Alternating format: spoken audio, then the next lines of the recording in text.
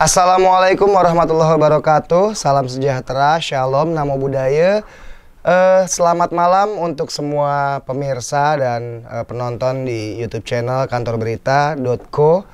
Hari ini kita akan berdiskusi dengan owner atau founder dari Lembaga Sukses Jakarta, Saudara Anung MHD, yang selama ini punya kekhususan ya, yang menyikapi persoalan-persoalan terkait tata ruang kota Jakarta, khususnya di DKI Jakarta dan Jakarta Utara pada khususnya.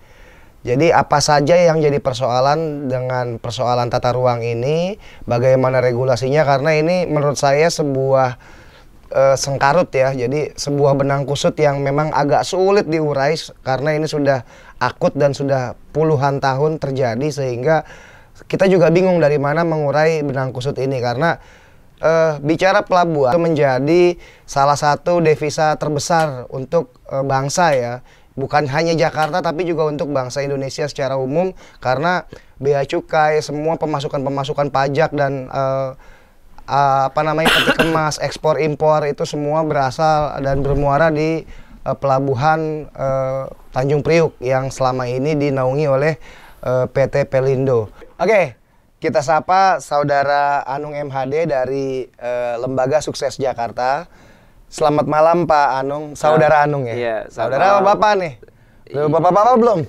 Lumayan, udah punya anak 3. Selamat malam Bang Aka, selamat malam semua. Bang Anung nih, bagaimana sih nih persoalan JITC, Pelindo, kemudian apalagi tuh Wali Kota Jakarta Utara, kemudian masyarakat. Ini karena saya juga orang tinggal di Priuk ya, karena banyak persoalan-persoalan yang sejak saya SMP, kebetulan saya SMP kan di pinggir jalan ya, di Unsas itu.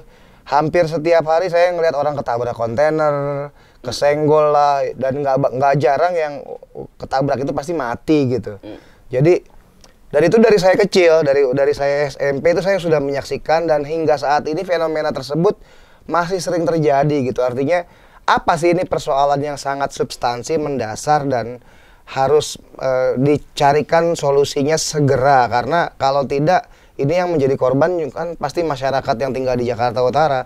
Mungkin masyarakat yang tidak terkena atau tidak menjadi korban acuh nggak acuh ya.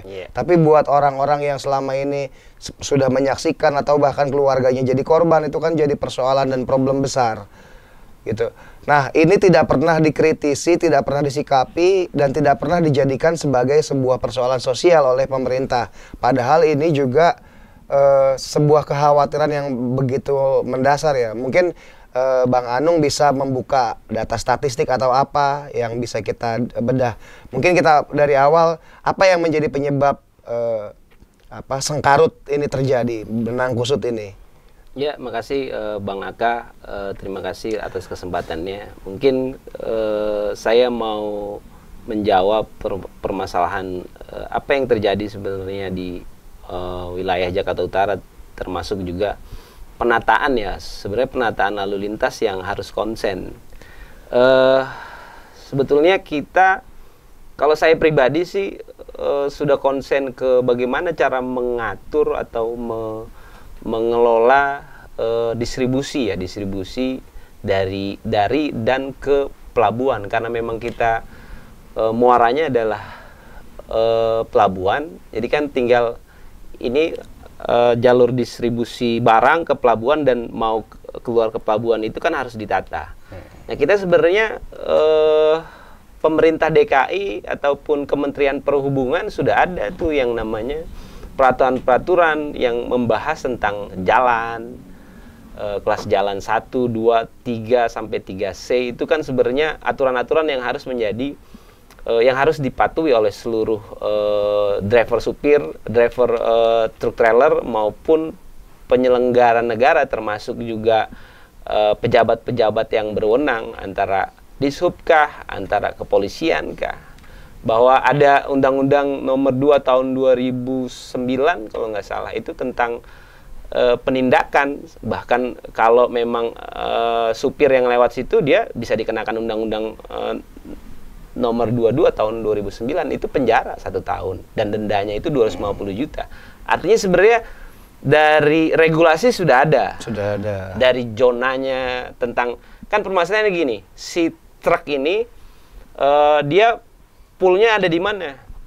Poolnya ada di umpama kita di pelabuhan itu kan di jalan Jalan Yosudarso lah katakan, atau di jalan Cacing Raya lah dan sekitarnya IKT itu. Nah, ini truk-truk ini ada di mana? Apakah ada di zona perumahan atau di zona di memang peruntukannya dia pool atau perusahaan? Kalau ada di perumahan ini yang jadi masalah. Dan itu banyak. Dan itu banyak, dan itu yang terjadi. Dan itu yang semenjak tahun 2011 kita udah menentang itu. Kita demo ke wali kota, demo ke Polres, dan demo ke instansi-instansi yang lainnya untuk menutup pool-pool yang peruntukannya salah gitu kan. Nah, ini kan yang jadi masalah ketika dari pelabuhan dia masuk ke pool yang berada di pemukiman warga. Sehingga macetnya itu kemana-mana, bukan sentralisasi. Kalau yang benar kan gini, pemerintah itu menegakkan tuh aturan-aturan zonasi. Perda nomor 1 tahun 2014 tentang tata ruang itu kan.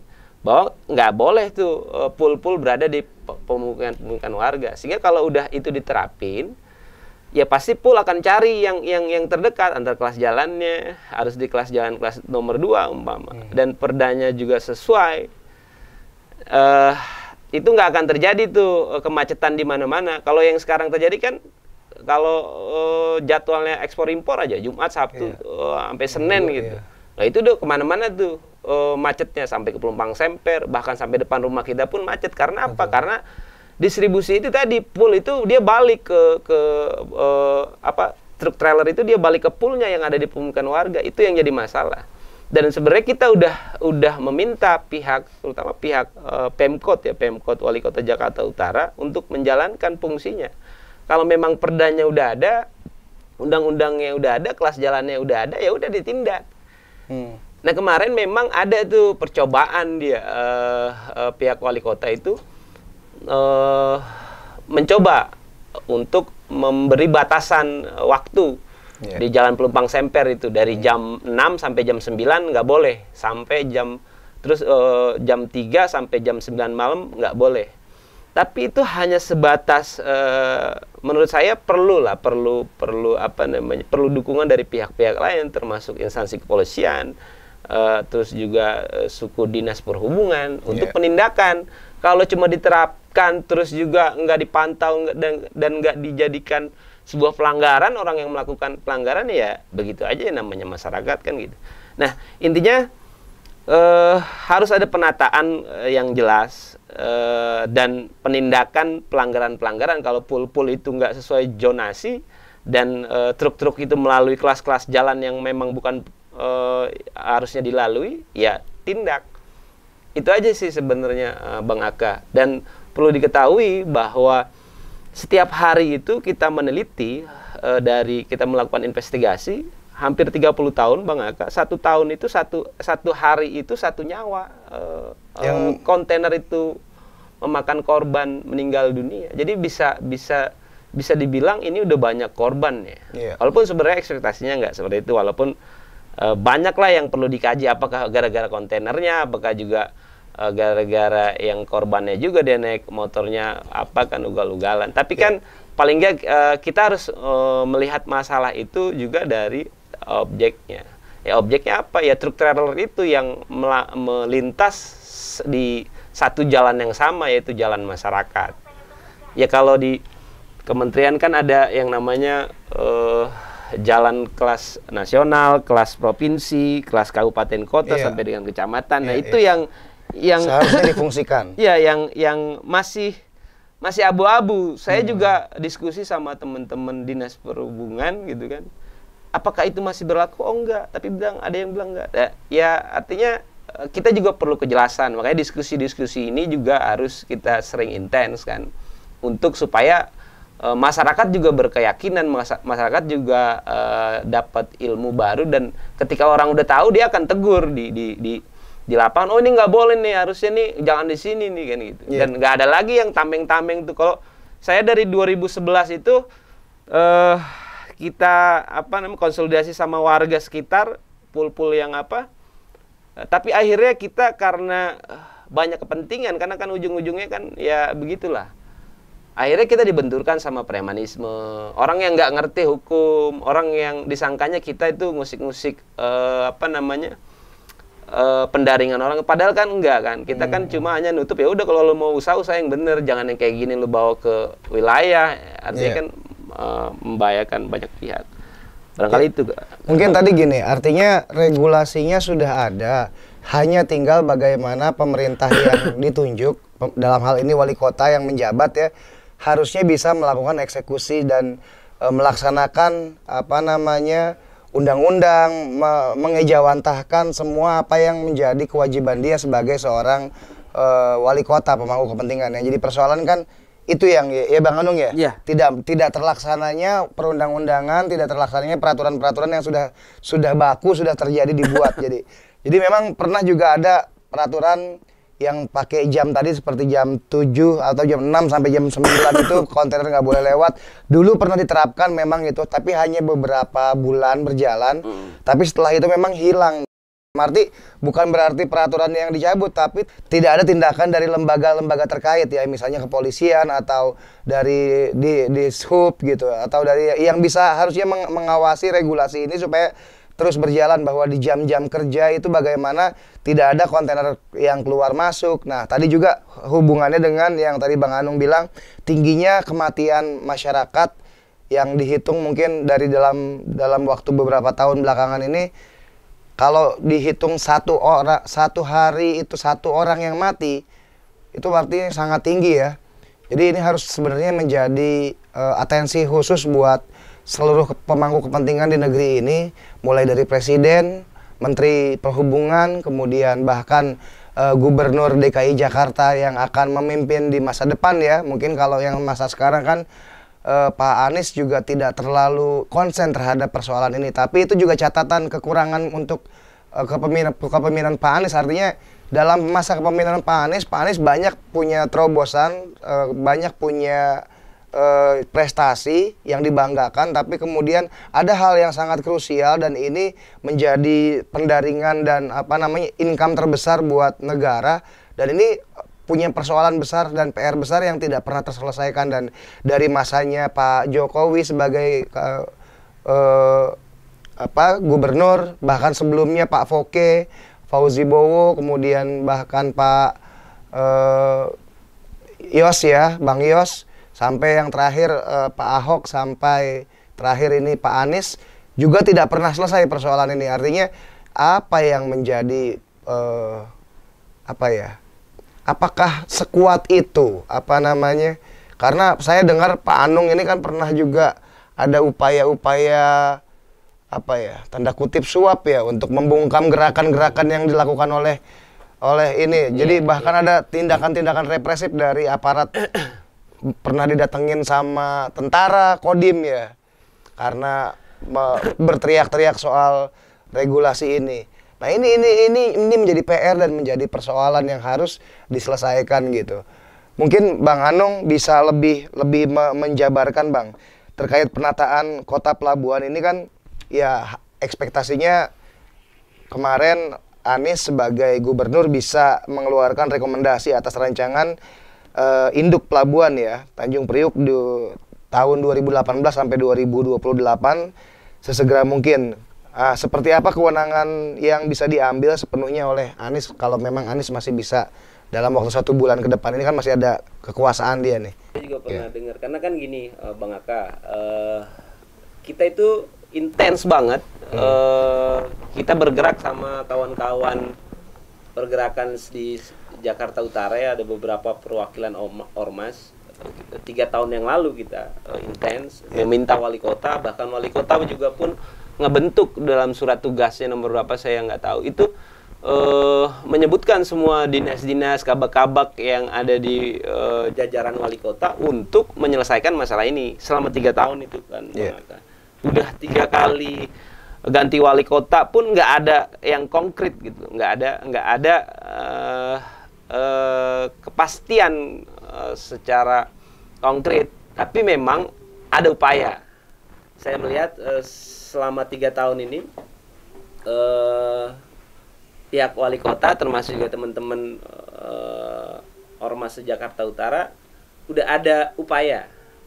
Walaupun memang seperti Bang Aka bilang itu ini kan masalah bisnis ya, bisnis seseorang yang memang duitnya gede. Termasuk bisnis negara lah ini. Iya, kalau negara sih enggak, barangkali ya oknum-oknum negaranya yang dia punya lahan, punya bisnis investasi beli lahan gitu kan. Ini kan terkait penataan pool-pool yang bukan semeter 2 meter Bang Aka, di 1 hektar, 2 hektar yang dia masuk itu 100 200 unit. Itu kan udah ketahuan income-nya kan kalau saya lihat itu. Sehingga ketika ini ditutup, dia udah akan kehilangan tuh uang yang masuk sebulan 100 200 juta. Nah, ini juga masalahnya. Ya kan kita tahu sendirilah, kita lama di pergerakan bagaimana kelakuan oknum-oknum para pejabat kan. Betul. Kita udah tahu banget, dan itu juga yang menjadi kendala kenapa selama 3 tahun ini kita terhendat-hendat. Saya juga memaklumi bahwa kapasitas karena kita provinsi khusus ya, kita cuma ibu kota ya, administrasi, kita cuma administrasi. Wali kota juga nggak terlalu mempunyai wewenang untuk mengeluarkan keputusan-keputusan yang bersifat peraturan. Itu kan agak sulit memang. Betul. Memang dalam hal ini agak lamban ya, karena di situ kita bekerja samanya cuma sama wali kota. Seharusnya sampai ke tingkat gubernur ya, paling nggak gitu, bisa mengeksekusi supaya gubernur bisa ngeluarin peraturan gubernur tentang khusus permasalahan ini, karena ini kan kaitannya kan luar biasa. Ini harusnya menjadi masalah nasional karena ada di situ pelabuhan internasional nomor 1 di Indonesia kan, termasuk kayak kemarin Jokowi itu turun langsung kemari cuma masalah premanisme, kan gitu kan, pernah miris Pak Jokowi kan premanisme, dan akhirnya Pak Jokowi turun ke Priok cuma untuk gara-gara urusan itu. Padahal kalau kita dikasih kesempatan ngobrol sama Pak Jokowi, diskusi gitu kan, ada hal yang lebih substansi. Padahal ada yang lebih substansi. Betul. Dan ini bukan cuma kepentingan para pengusaha ataupun driver, ini kepentingan masyarakat secara umum. Iya, hampir 2 juta sekian masyarakat Jakarta Utara yang terkena imbasnya. Harusnya Pak Jokowi lebih aware ke situ. Tapi kan ya kita mengapresiasi lah, artinya Pak Jokowi juga ada niatan ke situ. Barangkali melalui diskusi-diskusi ini juga nyampe ke dalam tataran tingkat nasional, karena ini kan harus sinergi Bang Aka. Bagaimana penataan kota pelabuhan yang secara terintegrasi digital gitu kan. Kan sekarang udah zaman digital kan, kita pakai map, tracking antara kerjasama antara pelabuhan terus pihak-pihak terkait lainnya. Barangkali dalam hal ini yang punya wewenang dan potensi mengelola pergudangan itu adalah KBN. Barangkali kan ini bisa bersinergi, termasuk Bea Cukai dan pihak-pihak terkait lainnya lah, berkolaborasi. Apa yang dibutuhkan adalah lahan gitu kan, lahan untuk pemindahan pool-pool yang berada di pemukiman warga, sehingga ketika pool-pool yang ada di pemukiman warga ini ditutup, ya pemerintah udah menyiapkan. Nah, itu dari mana dananya atau dana talangannya untuk menyewa duluan itu yang untuk apa kan bisa kerjasama, apakah dari CSR-nya Pelindo, apakah dari CSR-nya KBN, atau dari dana-dana Pemprov lainnya yang bisa dialokasikan, kan bisa aja. Nah, masalahnya ini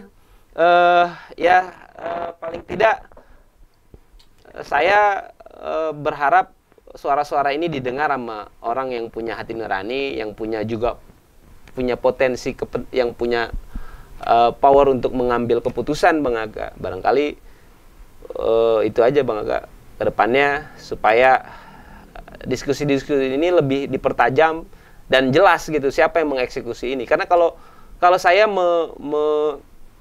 mengharapkan cuma keputusan ini diambil oleh wali kota, ya itu agak tidak mungkin, karena kapasitas wali kota cuma sebatas pemerintahan administratif, bukan pengambil keputusan. Oke, Bang, ini mungkin dalam RIP Pelabuhan Tanjung Priok ada beberapa area yang akan ditata ulang, misalnya Pelabuhan Sunda Kelapa, kemudian pemerintah DKI Jakarta juga akan menyatukan Kota Tua dan Pelabuhan Sunda Kelapa menjadi heritage spot ya.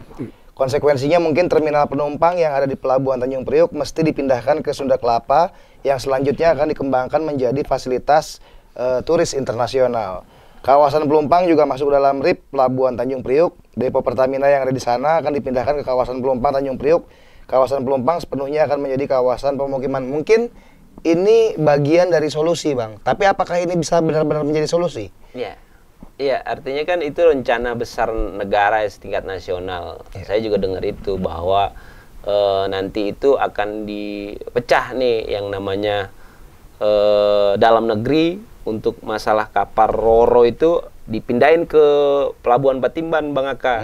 Kalau untuk yang di Tanjung Priuk itu khusus ekspor impor kontainer. Kalau untuk yang dalam negeri itu ada lagi di Pelabuhan Sunda Kelapa. Bukan, ada di Marunda Center. Nah, kalau Pelabuhan Sunda Kelapa memang ditata untuk pariwisata dan penumpang dan lainnya. Tapi kan ya, saya nggak tahu ya bagaimana konsisten kepemerintahan selanjutnya. Artinya 5 tahun, 5 tahun, artinya 5 tahun itu apakah cukup untuk menata itu semua? Sedangkan untuk memindahkan yang intersuler aja dalam negeri ke Patimban itu kan banyak perangkat-perangkat yang terkait, yang terganggu. Akhirnya jadi operasionalnya yang tadinya harusnya ke pelabuhan sini ke sana tuh ke Subang 4 jam, 5 jam ada kos lagi kan gitu. Ya kalau konsistensi nggak masalah, tapi kalau yang udah-udah kan kita tahu bagaimana pejabat kita di negara ini kan, cuma yang terpenting adalah program-program terus apa namanya? Pembangunan tapi nggak konsisten. Nah, itu yang jadi masalah. Memang dikasih tahu blueprintnya tuh kayak begini, bahwa di Marunda Center itu akan intersuler, di Tanjung Priuk itu ekspor impor khusus, dan di Pelabuhan Patimban Subang itu yang untuk mobil kapal Roro. Ya sampai saat ini juga kan belum sepenuhnya. Betul. Kayak di Pelabuhan Marunda aja kan aksesnya itu sangat begitu buruk kan. Bagaimana itu menjadi sebuah barometer ke pelabuhan yang ya kita Jakarta, kalau di wilayah-wilayah lain umpama Banjarmasin, terus Pontianak yang kota-kota kecil nggak menghubungkan beberapa daerah sih nggak masalah. Ini kan pelabuhan di Jakarta yang memang tingkatnya tingkat nasional. Ya kalau saya lihat memang infrastruktur Jakarta yang kurang memadai. Artinya secara kelas jalan kurang lebar. Nah saya juga nggak tahu itu kan kapasitas Kementerian PUPR barangkali kan, dan itu makanya kita banyak diskusi-diskusi supaya ini terdengar oleh orang-orang yang punya pengambilan keputusan, Bang Aka. Tapi ini memang sangat menyedihkan loh kalau memang tingginya angka kematian 1 orang 1 hari, kemudian memang kemacetan yang sangat crowded itu di setiap weekend ya, pokoknya udah hari Jumat sampai hari Senin itu Tanjung Priuk itu mau jam 2 malam aja macet itu di mana-mana, dan itu sampai hari ini masih terjadi gitu. Artinya memang dibutuhkan ketulusan dari para stakeholder, khususnya para pejabat terkait seperti Dinas Perhubungan, Pelabuhan, kemudian pemerintah di tingkat provinsi, ya semua stakeholder yang harusnya mendukung dan bisa mengeksekusi regulasi yang sudah dibuat sebenarnya gitu. Karena bagaimanapun juga, ya itu dia tadi, ketika bicara ekspektasi pasti akan indah dan sangat membuai orang bahwa itu sebuah harapan yang sangat dicita-citakan ya, tapi bicara realitas selalu jauh dari apa yang menjadi ekspektasi. Kan gitu ya Bang ya? Iya, betul. Kalau bicara ekspektasi selalu tinggi, selalu enak, selalu indah didengar, kayak surga lah kita dengernya gitu. Indah banget penataan ini, tapi realitasnya tetap aja setiap hari masih ada orang yang mengerikan loh kalau pernah melihat orang kelindes kontainer. Itu apakah yang kelindes palanya pecah, ataukah yang badannya terpisah, yang harus cacat seumur hidup. Karena itu selalu sangat tragis gitu, dan itu anak-anak kita, depan mata kita, tetangga kita, saudara kita, banyak yang terjadi kayak gitu. Dan sering kali dalam 1 bulan itu bisa beberapa kali kita orang Priuk ini bisa menyaksikan kejadian-kejadian seperti itu. Dan ini semoga menjadi atensi ya buat kalau di tingkat wali kota misalnya kurang bisa mengeksekusi, ya kita berharap juga ini bisa dikoordinasikan dengan tingkatan yang lebih tingginya, apakah dengan gubernur, kemudian dengan Dinas Perhubungan di tingkat provinsi atau di tingkat kementerian sekalipun bahkan gitu. kemudian bagaimana peran dan sikap Pelindo dalam kemudian menata traffic lalu lintas kontainer-kontainer ini keluar masuk pelabuhan, dan bagaimana mengatur supaya mereka tidak, kontainer-kontainer ini tidak seenaknya parkir atau pool di pemukiman warga. Kan itu yang jadi persoalan ya. Bagaimana kontainer-kontainer ini tidak lagi parkir di pemukiman warga, adanya sebuah penataan yang terintegrasi secara digital dan komprehensif menjadi solusi. Mungkin solusinya juga Lembaga Sukses Jakarta sudah ada ya, Bang ya? Ya, ini kan usulan kalau terkait ngebangun infrastruktur itu kan lagi-lagi kita siapa Bang Aka. Sedangkan pemerintah aja yang jelas-jelas punya duit, dia nggak mau ngeluarin kan. Padahal kita udah kasih juga ide. Tapi kan begini, pada intinya kan ini adalah masalah sosial yang harus sama-sama kita bahu-membahu menyelesaikan ini. Bahwa dampak negatif daripada operasional pelabuhan, kepelabuhanan itu kan bukan cuma yang tadi Bang Aka kita bahas itu masalah korban jiwa, bukan, itu udah pasti korban jiwa pasti. Ada juga kan masalah kemacetan, yang mana macet itu juga nimbulnya kan kemana-mana itu Bang Aka, bensin kita habis, kita stres, itu kan kerugian apa ya, imaterial ya, betul. yang nggak bisa diakumulasi secara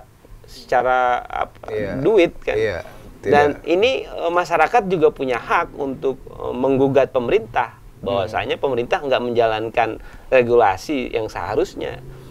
Saya sama kawan-kawan melihat dan menunggu ini, momen ini kan, ini takutnya menjadi menjadi bahan olok-olokan politik kalau kita mau main sekarang. Udah biarin aja, nanti tunggu karena ini kan pergantian gubernur kan, takutnya kita mau main gini nanti ada dampak negatif politik kan. Kita nggak mau. Kita maunya kita sama-sama, pemerintah Kota Jakarta Utara kita jalan bersama, Dinas Perhubungan, Pelindo, termasuk Direktur Utama Pelindo juga kita akan sambangi, kita akan minta pertanggungjawabannya dia sebagai pimpinan perusahaan yang harus memperhatikan nilai-nilai sosial kan, yang tadi kita bilang banyak sekali dampak-dampak negatif. Dan jangan sampai yang punya kepentingan yang main duit, yang nyari duit di situ aja dia ngerasakan manisnya, tapi kita dikasih pahitnya. Nah, itu kan nggak adil, nggak fair.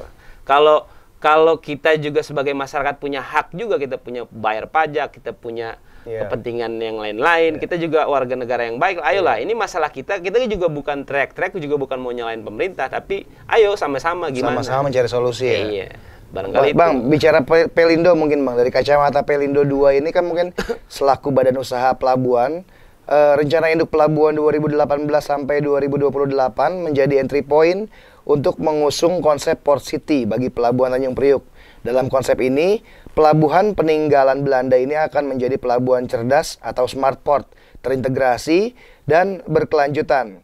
Sejauh ini bagaimana sikap Pelindo terhadap masyarakat di sekitar? Apakah sudah ada sosialisasi atau pembicaraan dengan perwakilan warga seperti Ormas atau lembaga-lembaga terkait gitu ya? Kalau itu saya dengar memang kan melalui forum-forum, tapi ya dia hanya mengeluarkan single ID yang berupa apa gitu, yang itu dikasih ke supir atau truk itu untuk masuk gitu kan. Ya artinya dia hanya memikirkan di area kepelabuhanan aja, di luar pelabuhan barangkali Pelindo nggak sampai ke sana. Makanya nanti kalau memang ada kesempatan kita sambangi direktur utamanya, bisa. kita diskusi. Mungkin kita undang juga ya dari pihak Pelindo kita diskusi artinya bagaimana kalau memang itu diadakan ID apa tadi? ID kayak gitulah. ID akses itu tadi ya. ID akses ya coba dipikirin kemana ini si truk-truk itu habis masuk terus kemana dia? Apa dia parkir pinggir jalan kan ngeganggu. Nah, Pelindo juga bisa mengait-ngaitkan nanti ketika kalau memang konsepnya dan kita udah sepakat kita membangun sebuah barangkali terminal truk trailer yang memang terintegrasi antara Pelindo dan bea cukai gitu kan. Kalau udah satu sistem terintegrasi secara digital ini kan udah enak kita.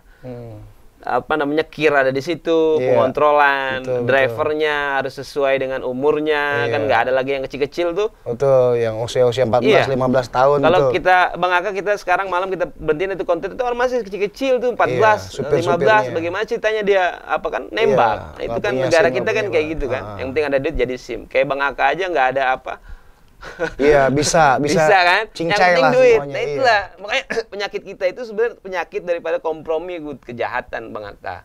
Iya. Makanya hal-hal ini terjadi ya sebenarnya penyakit masyarakat juga jangan salahin pejabat. Kalau pejabat dikasih duit siapa yang nggak mau, orang jin aja dikasih duit mau kan gitu kira-kira. Gitu Jin Bang masih Atta. doyan duit berarti ya.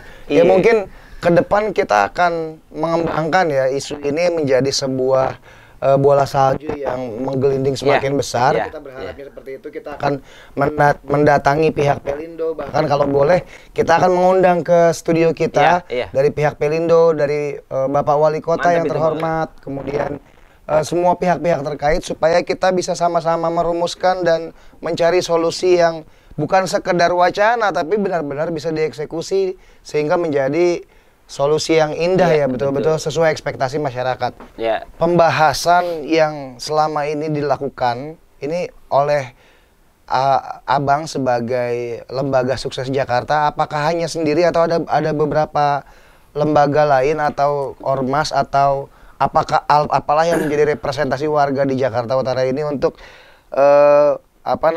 membuka dampak negatif bagi masyarakat sekitar pelabuhan? Apakah sejauh ini sudah ada Bang atau hanya di Lembaga Sukses Jakarta ini aja? Iya, kalau saya pribadi kan dari tahun 2011, sekarang 2022, hampir 10 tahun lebih kan. 11 Itu saya tahun ya. konsen ngusir di pemukiman yang ada di Pelumpang Semper tuh, bersama-sama warga. Tapi akhirnya ganti wali kota dia buka lagi.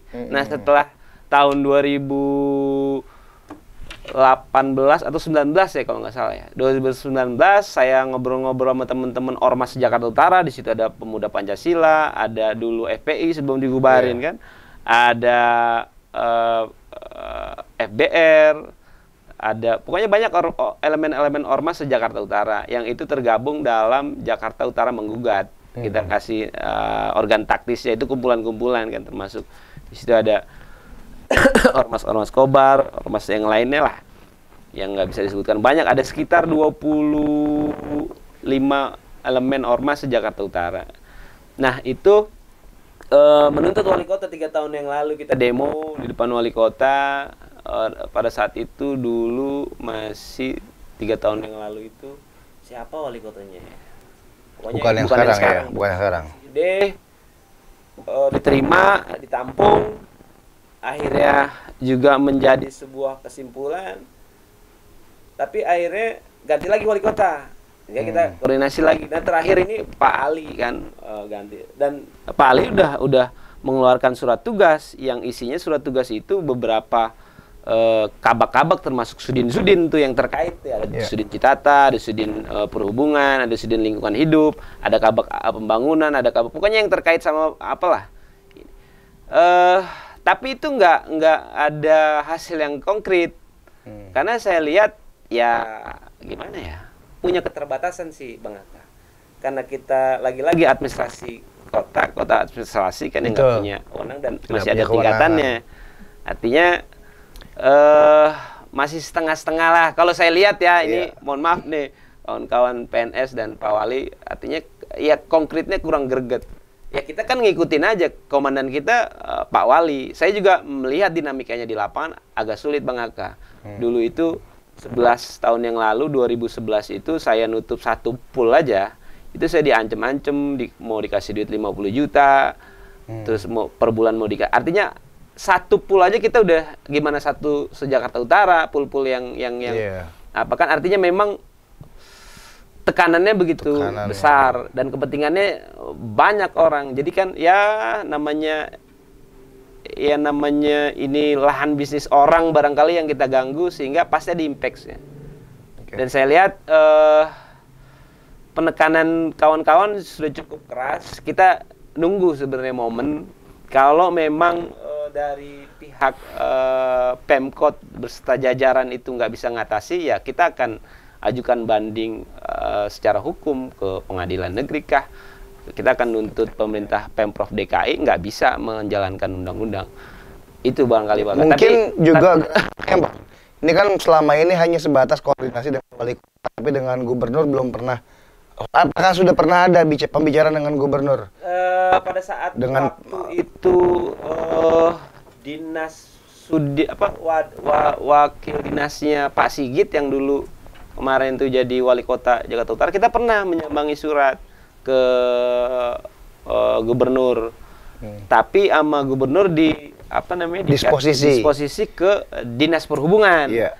Dan pada saat itu kita mau diterima sama wakil dinas perhubungan Pak Sigit. Nah, akhirnya Pak Sigit jadi wali kota Jakarta Utara. Nah, masih tuh akhirnya kita nggak mungkin ke dinas lagi kan.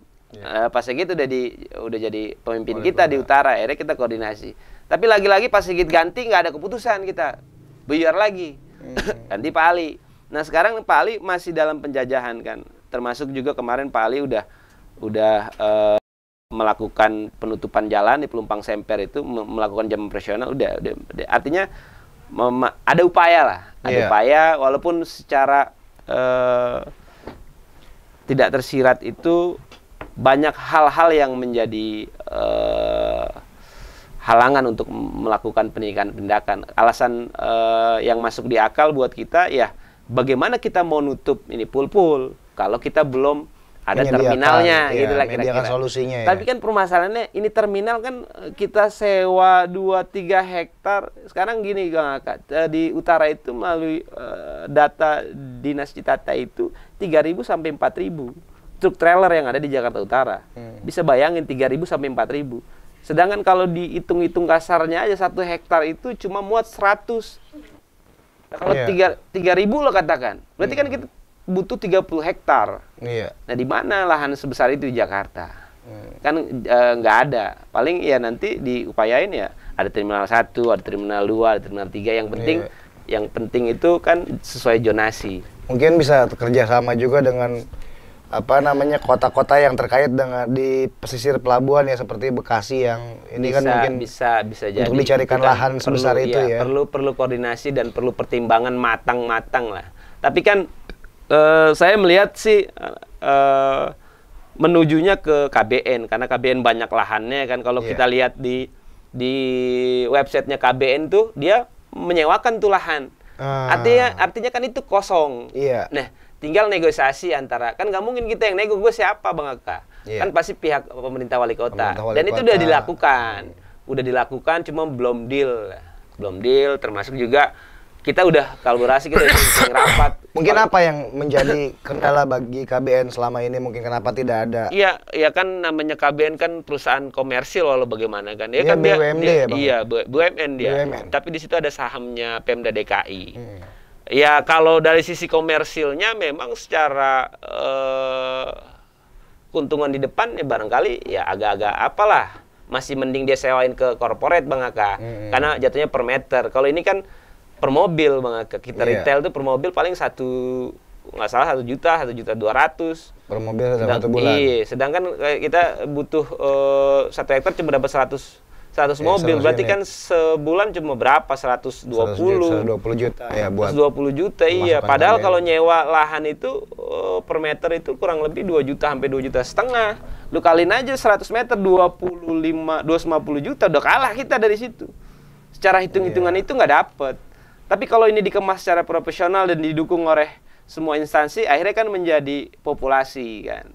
Ada lahan bisnis di situ. Artinya ini menjadi manfaat gitu loh. Tertata, ada bisnis baru, ada cara pengelolaan tata kelola pelabuhan yang baru dan terintegrasi secara digital. Ini kan menjadi momentum perubahan yang sangat luar biasa. Ya mudah-mudahan diskusi ini kita didengar sama para pengambil keputusan yang lebih tinggi, barangkali DPR RI kah, atau Kementerian Perhubungan kan, atau bahkan Jokowi kan, mudah-mudahan aja. Ya mungkin ini masih banyak yang bisa kita gali lagi dari Bang Anung, tapi kemudian lagi-lagi selalu terbentur dengan kebijakan, dengan regulasi, dengan bukan pemangku-pemangku kepentingan yang berkait yang seharusnya kita undang, kita hadirkan atau kita mintai pendapatnya ya Bang ya. Jadi kita berharap ke depan kita akan melakukan tindak lanjut pengembangan, apakah kita bisa berdiskusi dengan pejabat dari Pelindo, kemudian dari wali kota, dari gubernur, dari Kementerian Perhubungan khususnya gitu. Bahkan kalau bisa Presiden juga memberikan atensi khusus terhadap persoalan yang sudah mendarah daging ini, sudah mengakar, sudah puluhan tahun persoalan ini terjadi dan tidak pernah ada solusi yang konkret. Pernah ada solusi tapi hanya bisa dieksekusi di beberapa bulan kemudian hilang begitu saja gitu. Jadi ini diharapkan adanya konsistensi lah dari pemerintah untuk bisa mengawal terus regulasi yang memang sudah dibuat gitu.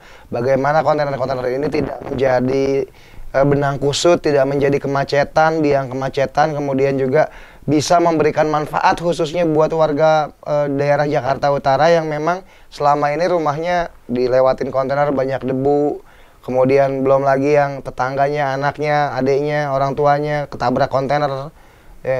Yang kayak gitu itu persoalan yang akhirnya karena ini sudah terjadi puluhan tahun sehingga kita menganggap hal tersebut lumrah, padahal itu hal yang sangat menjijikan, hal yang sangat tidak manusiawi, sangat rendah sekali moral pejabat pemerintah ketika menyaksikan hal-hal seperti ini terjadi.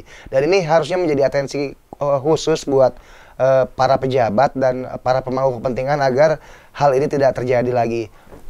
Itu saja mungkin Bang Anung, terima kasih waktunya. Makasih banyak. Selamat malam. Selamat malam. Dan demikian podcast kita dari kantorberita.co.